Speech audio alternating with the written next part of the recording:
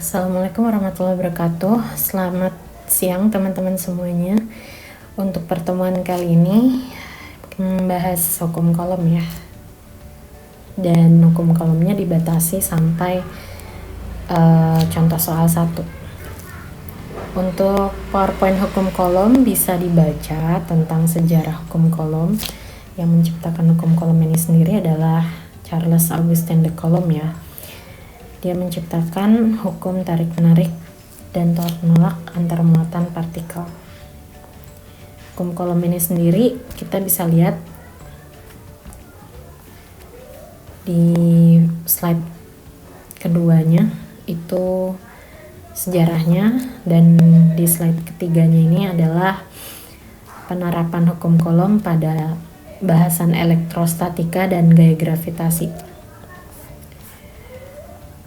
Elektrostatika ini sendiri yang akan jadi fokus kita pada pertemuan ini ya, dimana jika ada dua muatan yang berlawanan maka akan menciptakan gaya tarik-menarik, dan jika muatannya sama dia akan tolak-menolak. Ini rumusnya ada di sini. F itu adalah gaya kolom, K itu adalah konstanta listrik, Q1 adalah muatan 1, Q2 adalah muatan 2, dan R adalah jarak antar muatan. Nilai K ini sendiri secara ilmiahnya 8,99 kali 10 pangkat 9 Newton meter persegi per kolom kuadrat. Nah, untuk gaya gravitasi bedanya dia di satu tipe massa yaitu positif. Contohnya untuk bumi dan bulan itu ya. Dan tarik menarik dia karena judulnya aja udah gravitasi ya. Jadi adanya gaya tarik menarik antara kedua massa planet ya, kemudian menciptakan gaya kolom. Nah, bedanya itu di konstanta gravitasinya terutama, yang nilainya 6,67 kali 10 pangkat min 11 Newton meter persegi per kilogram kuadrat. Nah, kemudian kita bisa lihat di sini gaya merupakan besaran vektor baik arah dan besar. Sedangkan yang di sini gaya merupakan besaran vektor baik arah dan besar, berarti itu sama ya antara gaya kolom di elektrostatik dan gaya kolom di gaya gravitasi, sama-sama gaya. Ini contoh untuk dua buah muatan yang positif, negatif, kemudian yang ketiga adalah berlawanan. Nah, untuk melihat bagaimana sih contohnya, kita bisa ke contoh gambar yang ini dulu ya. Di sini kita lihat ada dua buah muatan Q1 dan Q2.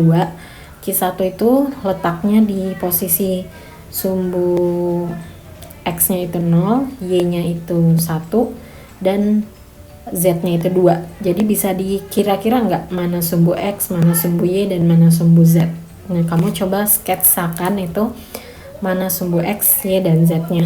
Kita lihat di Q2, sumbu X-nya itu 2, sumbu Y-nya itu 0, dan sumbu Z-nya itu juga 0.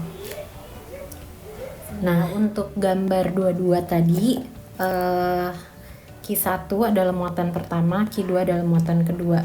Di sini kita harus bisa mensketsakan di manakah letak Q1 dan di mana letak Q2.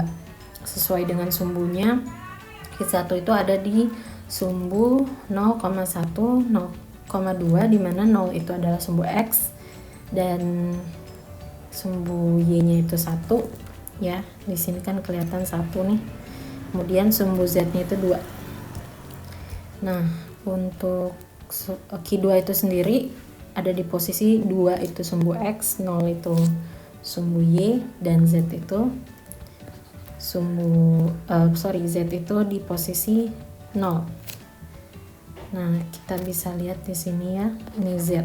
Berarti X, Y, Z-nya nggak perlu dipusingkan. Di sini kita melihat satu buah vektor R21 ya, dimana R21 adalah vektor posisi dari Q1, posisi Q2 ke Q1, vektor posisi Q2 ke Q1. Nah, itu adalah Hubungannya dengan F1 adalah gaya pada muatan Q1 yang disebabkan oleh muatan Q2. Kita baca di slide yang gambar 22 itu ya. Maka di situ ada vektor satuan dan juga ada vektor posisi. Nah, kemudian kita akan beralih ke contoh 1. Oke, untuk contoh soal nomor 1, kita baca bareng-bareng ya. Carilah gaya pada muatan Q1 20 μ-coulomb. Berarti Q1 punya muatan 20 μ-coulomb dan kita harus ubah ke coulomb karena dia bukan satuan internasional kan. Berarti dikali dengan 10⁻⁻⁶. Kemudian Q2 min 300 μ-coulomb, berarti dikalikan min 300 kali 10 min 6 coulomb. Dan posisinya sumbu X di 0, Y di 1, dan Z di 2. Begitu juga dengan muatan partikel 2, X di 2, Y-nya di 0, Z-nya di 0. Kita ditanya dengan gaya yang bekerja, maka kita harus cari dulu vektor posisinya karena diberikan posisi benda sesuai dengan sumbunya masing-masing. Nah, kita cari vektor posisi itu dengan mengurangkan sesuai jenis sumbu masing-masing ya. X1 dikurang X2 dengan satuannya AX, Y1 min Y2 dikali AY, dan Z1 min Z2 dikali AZ. Nilai X1 itu 0, X2 nya itu 2, 0 dikurang 2, nah satuannya tetap AX karena sama-sama di sumbu X. Nah, yang di sumbu Y itu kan posisi 1 dikurang 0, kemudian 2 dikurang 0.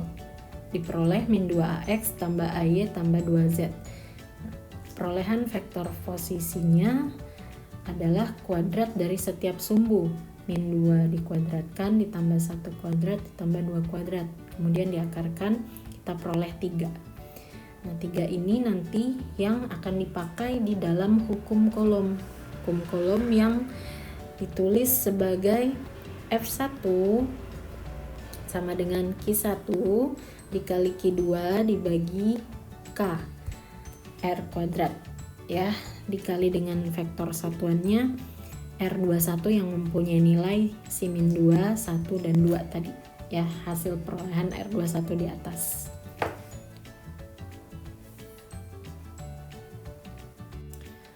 Untuk contoh soal 1 tadi, gambarnya pendistribusian gaya-gaya yang bekerja menjadi satu ya, satu buah vektor resultan di mana setiap muatan yang berinteraksi dengan muatan utama maka akan menghasilkan gaya interaksi atau gaya coulomb. Contohnya muatan 1 dengan muatan 2, maka hasil gaya interaksinya adalah F12 ditinjau dari muatan pertama. Kemudian untuk muatan 3 F13, dan dari muatan 4 di muatan pertama itu terproduksi F14 ya. Jadi F12, F13 dan F14 kita gabungkan karena sifat vektor adalah bisa dipindah ya, tapi tanpa merubah besarnya. Mungkin kalau di PowerPoint-nya agak lebih jelas ya, itu gambar anak panahnya, besarnya berapa, arahnya kemana, kemudian digabungkan menjadi satu, F14, F13 dan F12 dengan prinsip pangkal ke ujung ya. Jadi ketemu pangkal, ujung ketemu pangkal, ujung ketemu pangkal lagi, maka akan tercipta satu buah vektor resultan yaitu F1. Nah, ini dia F1-nya yang ini ya. Ini adalah pengganti, vektor pengganti yang akan kita hitung berapa nilainya. Oke, jadi untuk pertemuan kali ini, untuk hukum coulomb itu sendiri, yang tadi kita udah bahas adalah sejarah hukum coulomb ya. Maksudnya poinnya di sejarah hukum coulomb.